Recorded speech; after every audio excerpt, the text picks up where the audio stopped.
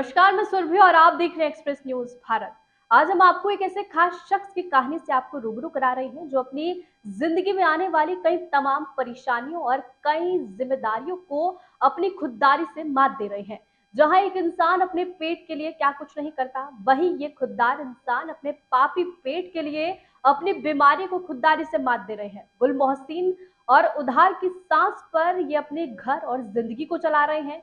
Oxygen cylinder के साथ e rickshaw चलाने को भी मजबूर है। जिंदगी हर किसी के लिए आसान नहीं होती। मुश्किल आने पर ज्यादातर लोग सहारा ढूंढने निकल पड़ते हैं।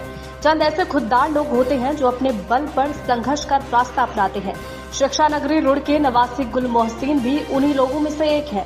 अमूमन लोग अपना घर चलाने के लिए मेहनत मजदूरी करते हैं, लेकिन 62 साल के गुल मोहसिन घर चलाने के साथ साथ अपनी जिंदगी का पहिया चलाने के लिए भी मेहनत करते हैं। शहर में घूमती हजारों ई रिक्शाओं के बीच उधार की सांस यानी ऑक्सीजन सिलेंडर लगाकर ई रिक्शा चलाते गुल मोहसिन अलग से नजर आ जाते हैं।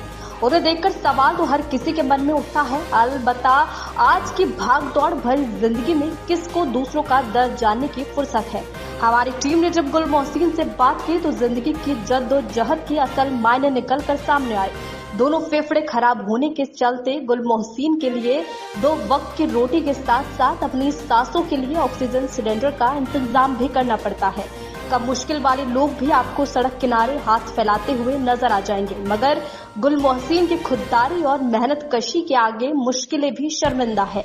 हालांकि सरकारी और गैर सरकारी संस्थाओं की भीड़ में किसी ने आगे बढ़कर उनका दुख और दर्द बांटने की जहमत भी नहीं उठाई। जानिए आखिर कैसे कोरोना काल में बदली गुल मोहसिन की जिंदगी। रुड़की के पश्चिमी अंबर तालाब निवासी गुल मोहसिन पहले तो ट्रेनर का काम करते थे और कपड़े सिलकर अपने परिवार व बच्चों को पालते थे। 2009 में उन्हें हार्ट अटैक आया, मगर कोरोना काल के बाद तो जैसे जिंदगी परेशानियों से घिरती चली गई। दोनों फेफड़े जवाब दे गए, जिस कारण पैर से सिलाई मशीन चलाना तो दूर, पैदल चलना भी मुश्किल हो गया। डॉक्टर का कहना था कि जब तक जिंदगी है सिलेंडर से ऑक्सीजन लेनी पड़ेगी। गुल मोहसिन ने हार नहीं मानी, बल्कि 2 साल पहले लोन लेकर ई रिक्शा का हैंडल थामा। काम मंदा होने पर कुछ दिन पहले 2-3 किस्त भी अदा नहीं कर पाए। किस्त चुकाने के लिए थोड़ी ज्यादा मेहनत कर रहे हैं, लेकिन किसी से कोई शिकवा नहीं। 3 बेटे और 2 बेटियां हैं, सबको शादी हो चुकी है। गुल मोहसिन अपनी पत्नी के साथ रहते हैं। अगर हम और आप चाहें तो मिलकर कर सकते हैं गुल मोहसिन की मदद। गुल मोहसिन बेशक खुददार इंसान है और खुद मेहनत कर अपनी रोजी रोटी चला रहे हैं। रोजाना 400 से 500 तक की आमदनी में अपना और अपनी पत्नी के खाने पीने के खर्च के अलावा ई रिक्शा की किस्त भी निकालनी होती है। सिलेंडर और दवाइयों का इंतजाम करना रोटी से भी ज्यादा जरूरी है। गुल मोहसिन अपने मुंह से नहीं कहते, लेकिन हम और आप चाहें तो मिलकर उनकी मदद कर सकते हैं। एक इंसान का दूसरे इंसान पर इंसानियत के नाते हक है। इस लिहाज से हम अपने स्तर से मदद करने के साथ साथ सरकारी अधिकारी, जनप्रतिनिधि और समाज सेवी संस्थाओं से भी ये अपील करते हैं कि ऐसे खुददार इंसान की मदद के लिए हाथ आगे बढ़ाएं। भीख मांगने वाले, लाचार और मजबूर लोगों की तमाम लोग मदद करते हैं। मेहनत करने वाले खुददार लोगों का मनोबल बढ़ाना भी। मेरा नाम गुल मोहसिन है। मैं रुड़की पश्चिम अंबर में रहता हूँ और मेरे फेफड़े खराब बताए डॉक्टर ने। मैं रिक्शा चलाता हूँ। अच्छा, जैसे कि आप बता रहे हैं आपने ऑक्सीजन लगाया, ये क्या डॉक्टर ने बताया था कि इसके बिना काम नहीं चलेगा?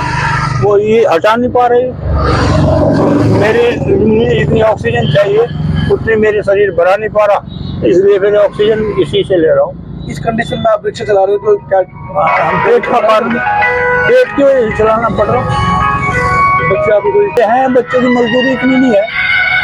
500 रुपये बच्चा कमाता है, उनके आगे परिवार, उनके बच्चे हो गए और वो 500 रुपये में क्या मेरा देखेंगे, अपने बच्चों का देखेंगे। इसलिए मैं उन पर जो है ज़्यादा जोर नहीं देता। उनकी जो मदद बनती है वो मुझे हेल्प करते भी हैं।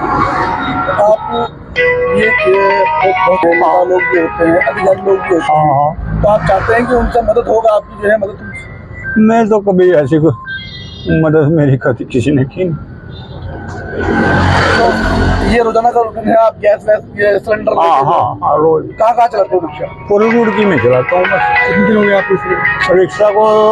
मैं टेलर मास्टर था इससे पहले।